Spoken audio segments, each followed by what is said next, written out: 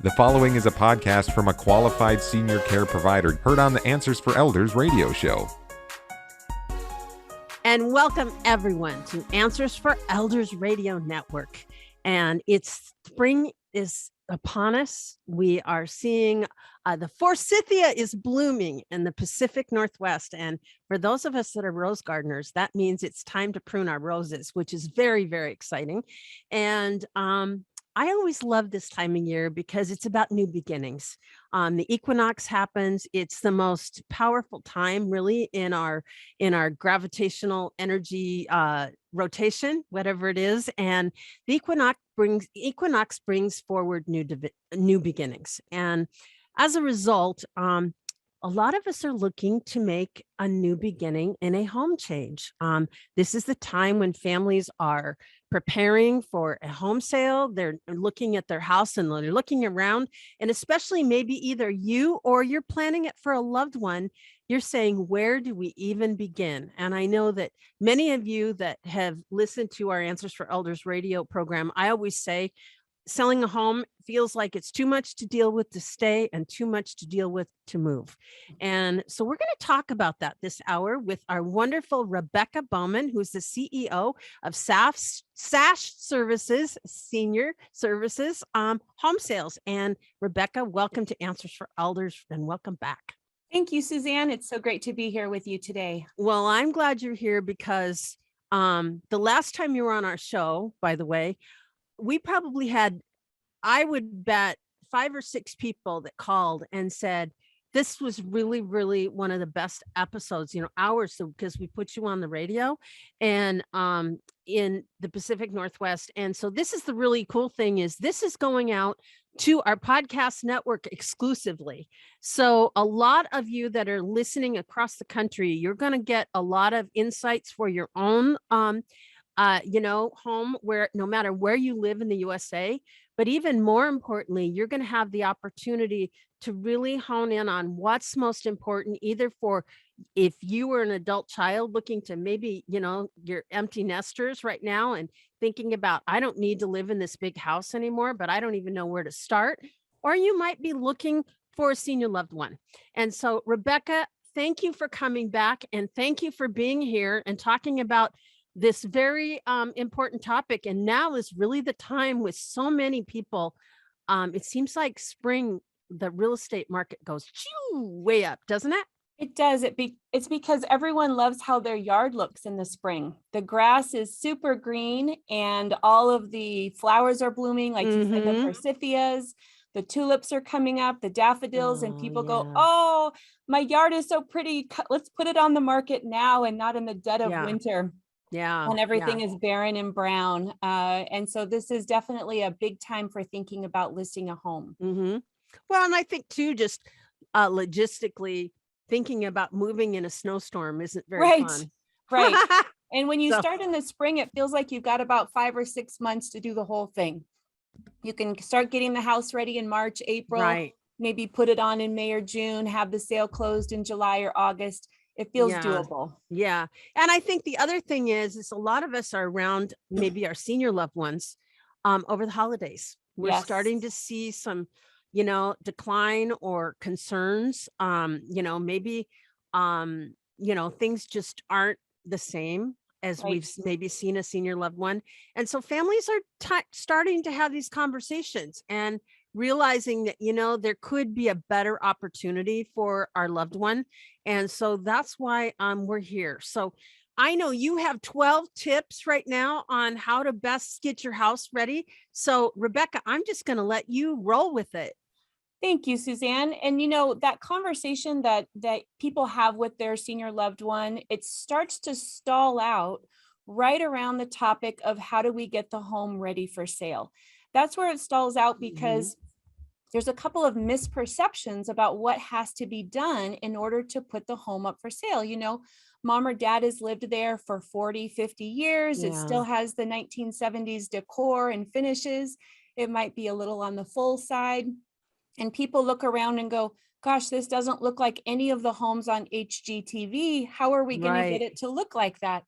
And I just want to put that myth to rest today on this podcast that we're doing and say, The home does not need to be renovated in order to be sold, and people don't have to spend tens of thousands of dollars to make it look like it belongs in a magazine. Lots of homes are sold every single day without doing updates, but there are a few things that can be done that are low cost, not too hard to do, that you can do on any budget to really help the senior loved one or yourself maximize that net proceeds at the end of the sale. So that's what I wanted to go over with you today. Well, that's really important. And I think one of the things that I'm glad you brought up the HGTV thing, because a lot of times I think there's, what is it? The property brothers are always, they go through and they say, oh, you'll only get $300,000, but if you put 50,000 in, you're going to get 700,000. Well, it doesn't work that way. That's not reality, is it? No, thank you for saying that, Suzanne, because I feel like a lot of those shows are really misleading. And actually, you know, when you're going to do a big remodel, sure, you might sell your home for a higher price, but you might also eat up all of that gain in the renovation cost. True. So a good realtor will show, okay, I think I can sell your home as is, not renovated, for this price, but we could do a few things and sell it for this price and let people see the difference in what they'll make at the end of the sale. So these tips that I'm going to bring today, I have personally done on many clients' homes. And of course, the first client I ever had was my grandfather, was 22 years ago when I helped him with his home sale. And then I went on to open SASH and start this business, and we've helped hundreds of families since then. So this is based on both my family experience as well as working with many clients in the field. So we'll just dive right in. Absolutely. So the biggest piece of advice that I can give is everyone plans to pack up all their belongings when they're going to move. Nobody says, I'm just going to leave everything for the next owner. Eventually, they're going to pack all their things to be able to move. The mistake that people make is waiting to pack until they've already had photography done in the home and they've already put those photos on the internet and they've already listed the home. So the home looks very full. And so it's really hard for buyers to imagine it as their own home when all they see in every photo is wall full of personal belongings of the seller and the whole floor space. So tip number one is do the packing before the photography. Not everything you own, but as many things as you possibly can that you don't need on a daily basis. Buyers think nothing of having a garage full of boxes, or you can put them in a storage unit. But having the full rooms with nothing packed up just makes the room feel smaller and darker, and it's a little bit harder to imagine it all done.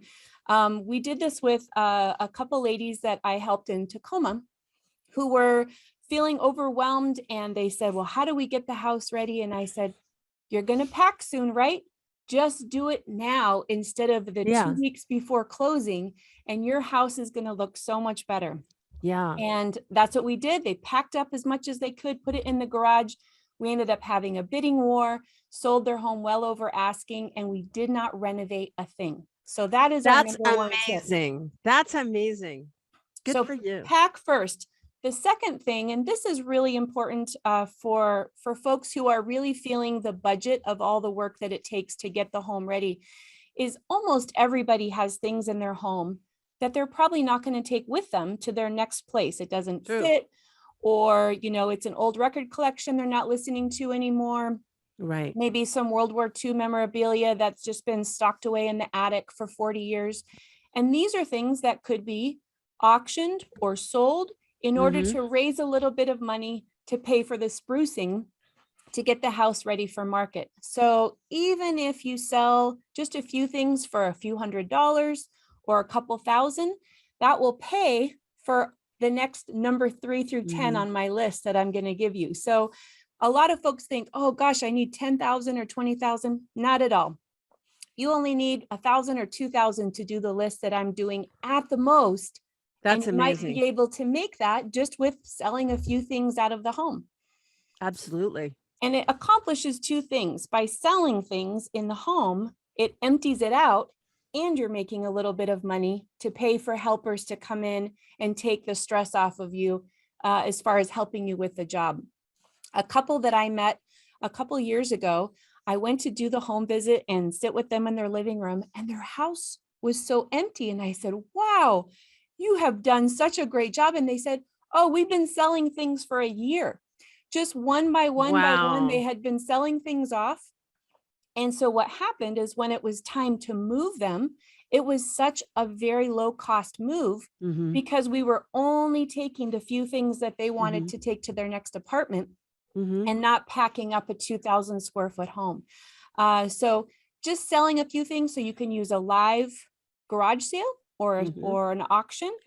There's online auction sites. There's estate sales. People who do that for a living, they can come in and do all the work and they just take a percentage. Or there's for sale apps like OfferUp or things like that that you can use to sell those.